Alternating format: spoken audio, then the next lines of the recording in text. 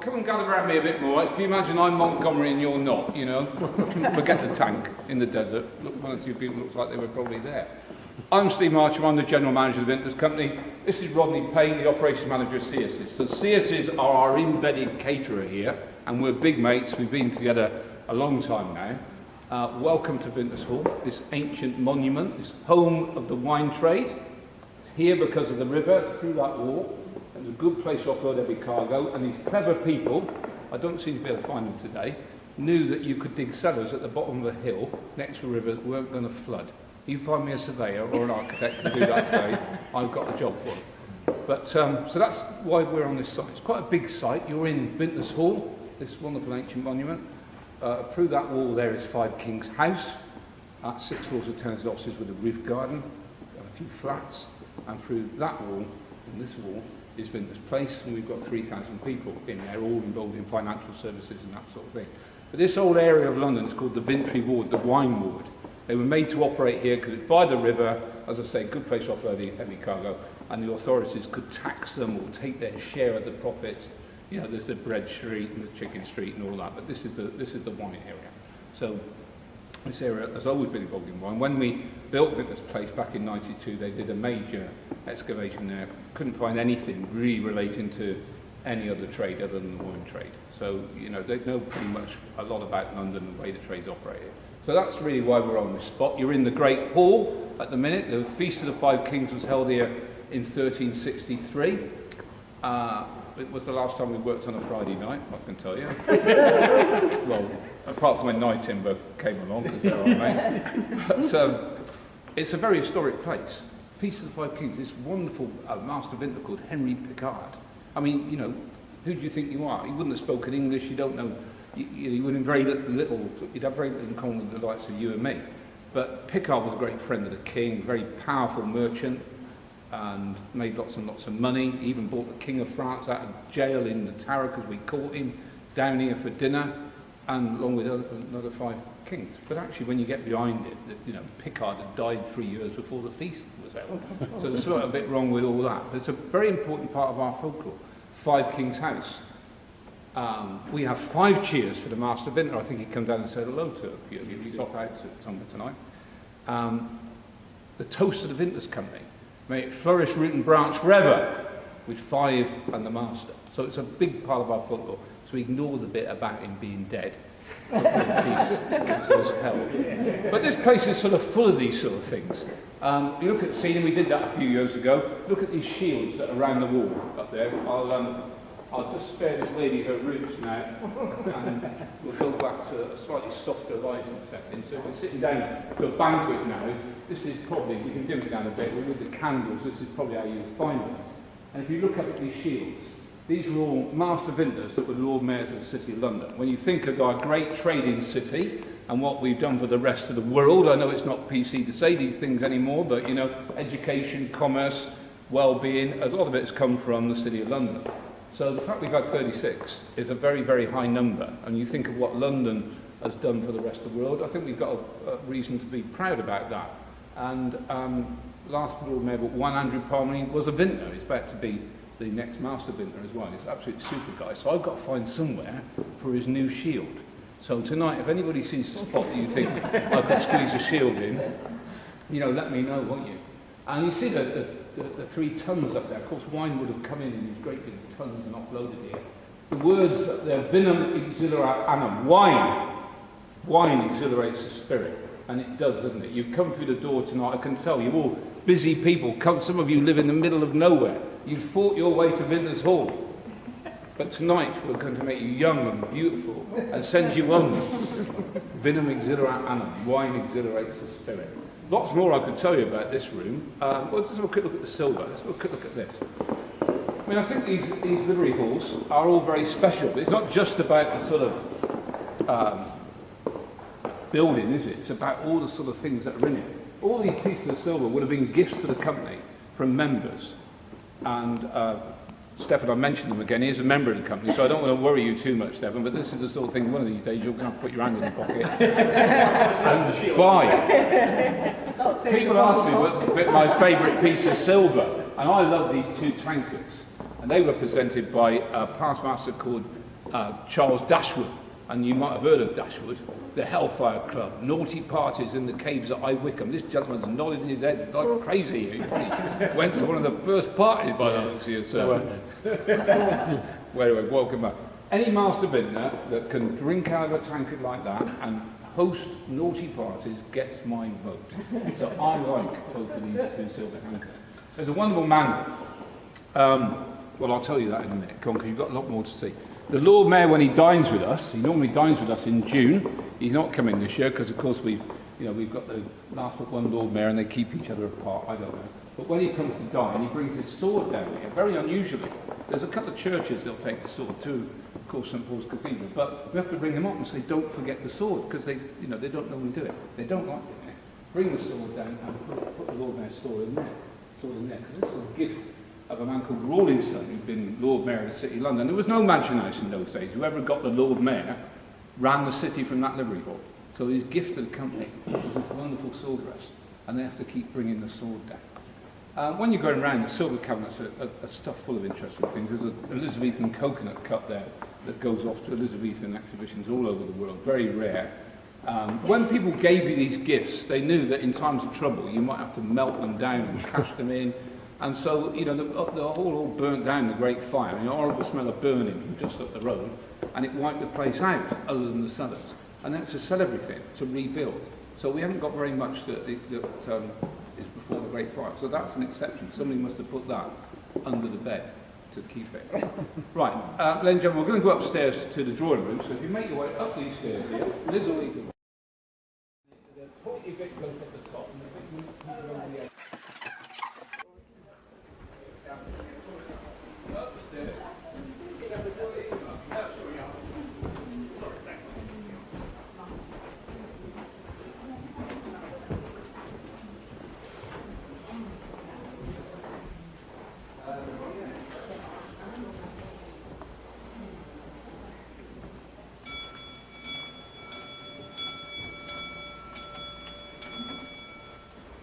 Good time. Oh yes, I remember this bit. I've been here before.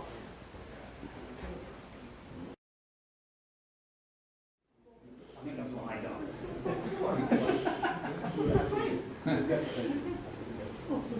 Are you alright? What are you doing? You recording? Okay. Make sure you don't get my fat chops. Okay? Yeah, a friend of mine's got 2 other businesses. Okay then, gentlemen, come and join me again. You know the old Montgomery trick, don't you? So we're in the drawing room now. So if you were coming to a banquet, we have lots of banquets here. We're the sort of traditional end of the city market, traditional with a twist of modern catering is how we like to portray ourselves. So if you come to a banquet, this is where you'll come to the drinks reception. We can do 153 for a banquet, 120 for round tables. We do quite a lot of conferencing.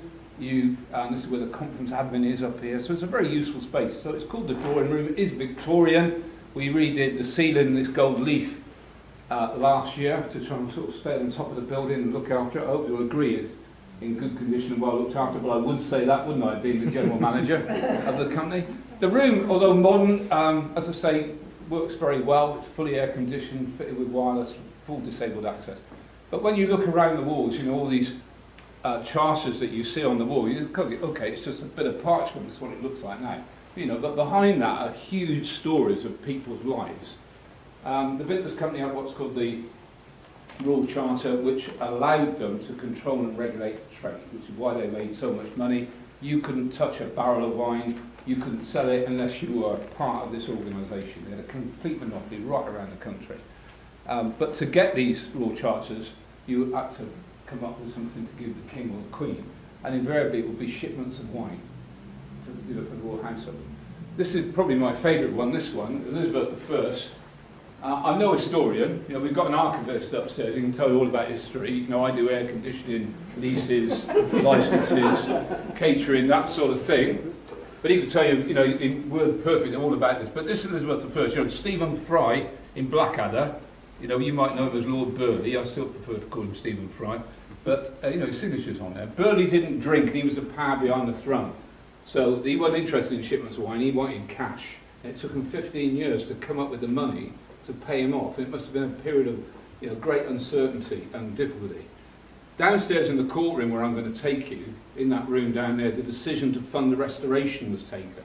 You know, so the livery companies, people like the Vintners company have backed the parliamentary forces, largely funded the parliamentary army, shot the head off the king. Oliver Cromwell's in power. He's repaying his debts. No one had ever done that before, so that's good news. But Cromwell died quite suddenly, and that led to civil disorder. So in the room downstairs, they got the powers to be together. They came up with the money to fund the restoration. It was the Master Vintner took the money across to Charles II in Bruges in Flanders to bail him out because they wouldn't let him go because he hadn't paid his debts. I don't know if that rings any bells with anybody. But then he came back here and he gave the Vintners Company a pardon for our part in the rebellion, which was an important document. And that's on the wall behind you. And that meant that they could carry on trading. Some people lost their liberty. A lot of people lost their livelihood and positions of power. So this was quite an important document. The guy I was talking about downstairs, you'll see his shield in a minute when we go downstairs. And he's responsible for, they blame him for burning the city down. But actually, he also took the money across and bailed Charles II down. And he was a vintner. People come here, even now, from other livery companies and say the Vintners Company burnt our hall down because we had the Lord Mayor during the Great Fire. And he could have been so stupid, he got a pardon for the Vintners Company and was elected to take the money across to bail him out. So he wouldn't quite have done as we think. Come over with these two tapestries. So, ladies and gentlemen, you're down in the wine bin. This is like the centre of the universe, in my opinion. Everything starts and finishes here. The Vintners Company staff look after all the wine. If it's your wine, if you're having an event here and you're bringing your own wine, it's our team that will look after it. Even the Searcys wines, our team will look after it. This is our trade, it's our reputation. We've got to get this right. But for a livery dinner, when the Vintners Company are entertaining, we have a livery dinner, there will be a duty master of wine. I think more people have gone to the top of Everest than there are masters of wine. I think, you know, a duty master of wine will report for duty about 5 o'clock here. They'll spend a couple of hours rechecking everything. Ron Hanley, our beadle, who's through there at the minute. Ron is a self-taught expert. Will have got everything ready. You can see these wines. I think he's getting ready for the 7th of June, which is our next banquet. He's got them out now. He's standing them up. But the master of wine will check everything, and then obviously up we go. We'll pop down and have a quick glass of champagne with them, and then in we go to the banquet. The Master of Wine doesn't join the banquet. They go into a room, what's called the senior out mess, and have dinner with 1 or 2 of my senior colleagues out there. And if there's any problems, someone says my wine's corked. 30 years in the army, I never even heard the expression corked wine. 30 years in the army, I never saw anybody spit out a drink. I've absolutely no idea what these people are doing. You probably are. So if anybody's got a problem with the wine's picked up by the beadle, taken out to the master of wine. He's not allowed to be told who sent it back. It might be his boss, you know, or the boss, you know. He retests it. Quite often they'll say there's a little bit of hot variation, very good, well done, but there's nothing wrong with it. Put it down in front of the person. They don't have to drink it. They ain't getting another one. We're very, very strict about it because we haven't got unlimited supplies of these fine wines. And actually, you know, so with you winos, when you all get together, you can find something wrong first, isn't it? You know, so that's how we deal with it. But when you come down, the smell really gets you. You know, when they've decanted everything, and it's a great spot. Plus, when we have the Christmas parties, we end up back down here with the disco. So it's a really good spot. So you're welcome to have a little look round in there. As I say, it's very uneven floor. Watch you don't bang your head on the top. If you do, I'm going to sue you. So go on in, you've got a couple of minutes because we've got a lot more to see, and we've got these 2 great English wine experts here about to talk to us. Yeah, where are they? I like the cellar. Yes. Wow. Incredible. One's down here, 2 cars. We don't normally do these sort of things in here, but as I was hypnotised by Rodney, we decided to do it. And because it's a very special room, this is the heart of the company. It's called the courtroom because the company were empowered by that charter I showed you upstairs to control and regulate the trade. So if you stepped outside the rules and regulations, you'd find yourself in here being judged by your peers in the trade and then punished by somebody horrible like me. And that's where, you know, that's what this room was for. But it's called the courtroom. Today the word court really, they're the governing body, the sovereign body of the company. They meet 10 times a year. We don't really do very much. I don't really act on anything of any importance until the court have agreed it. They're like the board of the company. It's a multi-million-pound organisation, and it needs very careful management. You can imagine very large property investment, charity portfolios, all run from here. More Lord Mayor, so I'm not going to get another one of them in here.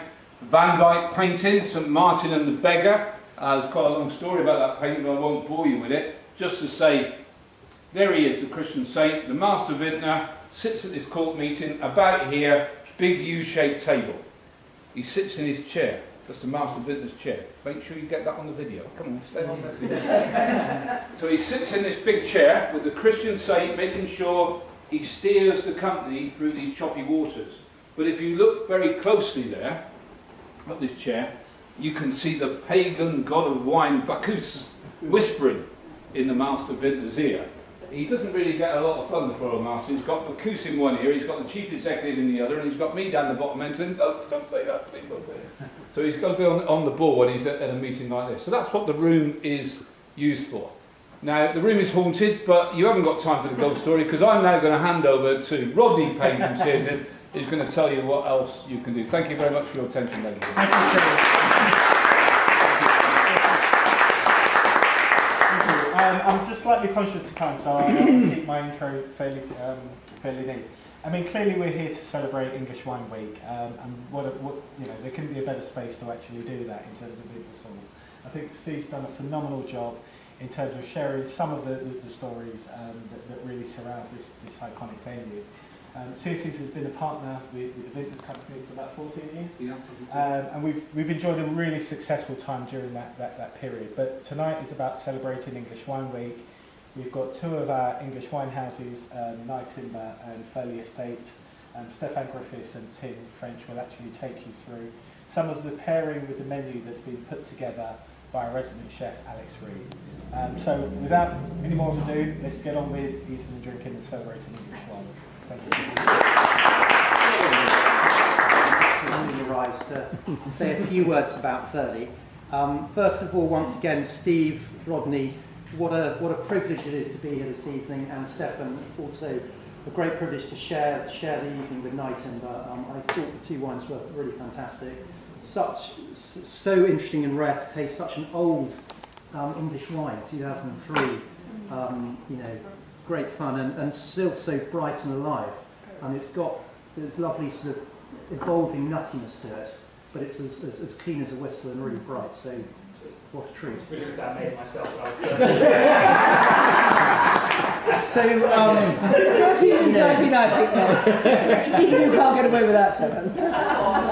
This evening has been, so much about history and, incredible. Steve, I think you might have done that tour once before. I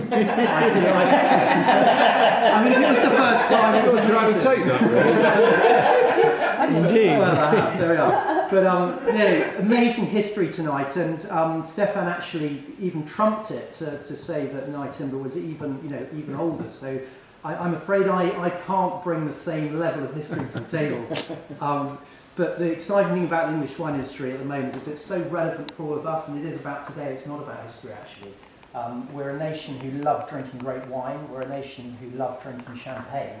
And so the moment is right for us to all enjoy this wonderful domestic product we've got, and tonight's part of celebrating that moment of today, which is amazing.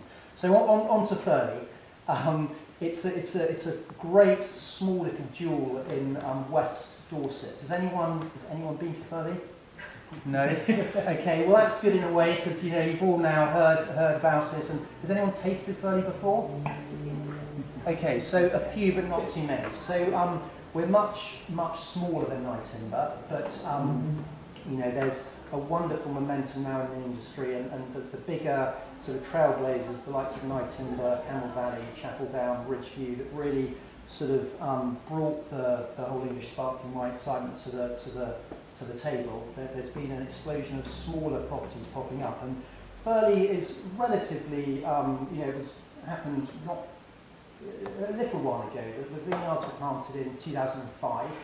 And the first commercial vintage was 2009. So it's new, but it's not brand new. Ladies and gentlemen, thank you very much for enjoying this special evening with us. Yeah, thank you. Just to cap the evening off, we felt that the evening wouldn't be complete without Steve finishing off his story. It's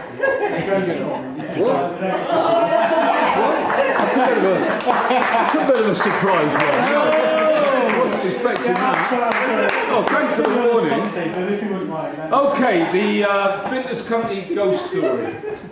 So, this is the oldest continually occupied room in the city of London. I told you that. If anywhere should have a ghost, it should be here. Shouldn't it? Yeah. Anyway, a little dark figure appears in the corner down here. A little dark shadow. And we call it Jimmy Garlic. We call it Jimmy Garlic because on the other side of the road is St James Garlic Hive. Hive means a port, garlic is what they're known there. And they get similar sort of things happening there. I was going to say bothered, but it's not, we don't feel bothered by it. But they've had similar encounters with this little dark figure that appears in the corner. And if you're ever lucky enough to see it, I've seen it 3 times now. What's amazing about it is it just fades away and you can't see it anymore. It doesn't walk through the wall or anything like that. It's like, you know, I shouldn't really be seeing this. It just fades away. It's sort of setting a bit of a pattern with it. It's when we're out of sequence and we're not expecting it. Yeah, that's all I can really tell you about this little shadow that disappears in the corner. But I was telling this tale one night, and a lady explained to me about ghosts, and she put it in a way that I could get my head around it. Because when I first saw it, I was actually still in the army. I wasn't even at the army when I first came here. And I saw this thing, and we were quite good in the army at pointing at things. So, you know, there's a tree. I found myself saying, that is a ghost. And I couldn't believe I'd seen it. And so, ghosts. I know a room as old as this has got signatures left all over it. Next week, we've got our June banquet. After the banquet, we all come in here, have a drink, everybody goes. The Master Vintner, who's made a speech, it's a big night for him, the Chief Executive and I will be round the fireplace here with a glass of port. How was my speech, Steve? Brilliant, Master. Absolutely brilliant. How many people have put their hands on this piece of wood since it was put here in 1671? How many fingerprints are on that piece of wood? But you can't see anything, can you? But you know the fingerprints are there. How many people stood around this fire in good fellowship, leaving their signature on this room?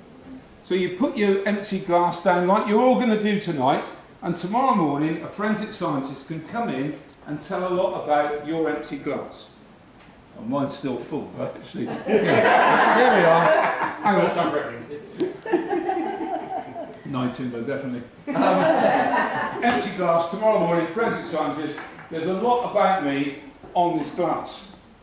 Fingerprints, DNA, but you can't see anything. But you all know it's there. But you can't see anything, can you? So, this man over here, Past Master Robert Shaw. He lived until he was 100, maybe. He was Master Vintner in 1636. He lived through the plague, the civil war, the execution of a king, the destruction of the city by fire. He lived long enough to see his beloved Vintners Hall arise out of the ashes. And I would like to meet him. But if I tried to tell him about the glass and the fingerprints, he'd think that I've been on the old Searcys champagne again. He can't see anything. So my point to you is, in our arrogance, we think we know everything. And because we can't see it, we don't believe it. So we think that nothing is happening there. But this is some sort of energy source, fingerprint, DNA sample that we don't understand yet, because you cannot tell me that something is not happening in this corner. And it may be because the use of the room's not changed over the centuries. Things have not been disrupted by being a forest, a car park, a block of flats, a building site, you know. Maybe things don't get sort of erupted or disrupted. But if you look in this glass, you see this glass? Nothing there? Stefan, anything in the glass? Okay, you look a bit closer. Can you see anything in the glass? Watch this glass. Do you think it's empty? Watch.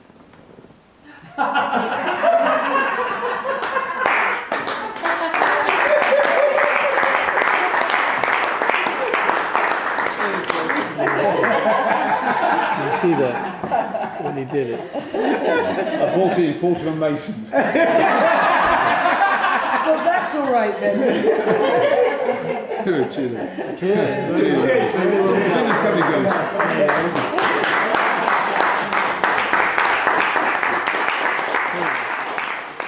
You didn't get my fact side in, did you?